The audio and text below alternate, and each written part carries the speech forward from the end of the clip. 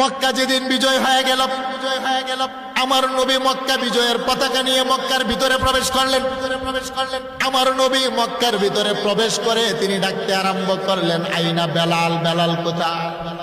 সাইয়েদানা বেলাল কাবা ঘরের উত্তর কর্নারে দাঁড়িয়েছিলেন।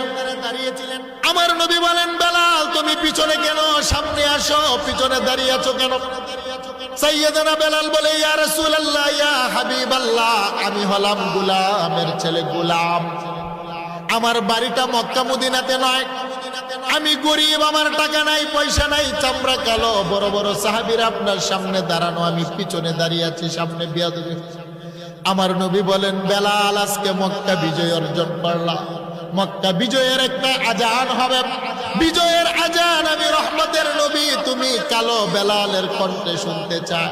বেলাল রে, বাইতুল্লাহর ছাদের উপরে দাঁড়িয়ে মক্কা বিজয়ের আজান দাও, আমি রহমতের নবী তুমি কালো বেলালের কণ্ঠে মক্কা বিজয়ের আজান খানি শুনতে চাই।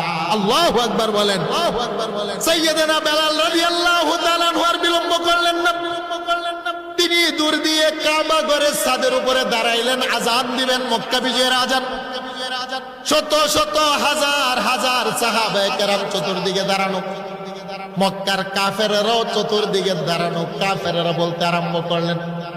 তাফসীরে রুহুল মানি আল্লামা আলুসি আল বাগদাদি ঘটনা উল্লেখ করেছেন।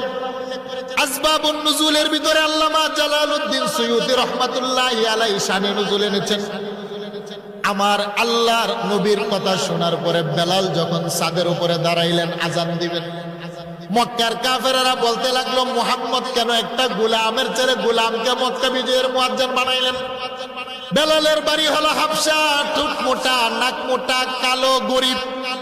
মুহাম্মদ কেন মক্কা নগরের কোন দন্নাট্য সুন্দর বাবার ছেলেকে মুয়াজ্জিন বানাইলেন না, একটা কালো মানুষকে কেন মুয়াজ্জিন বানাইলেন? যার টাকা নাই, পয়সা নাই, বংশ নাই, বাড়িটা হলো হাবশা।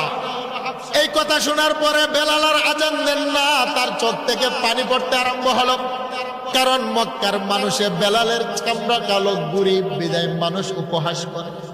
এই কথাটা যখন আমার রাসূলের কানের মধ্যে আসলো, আমার রাসূল খুব মনক্ষুণ্ণ হলেন। আমার আল্লাহ জিব্রাইলকে সাথে সাথে ডেকে বলেন, জিব্রাইল, আমার বন্ধু মুহাম্মদুর রাসূলুল্লাহর চেহারার মধ্যে পানি আমি আল্লাহ বরদাস্ত করতে পারি না।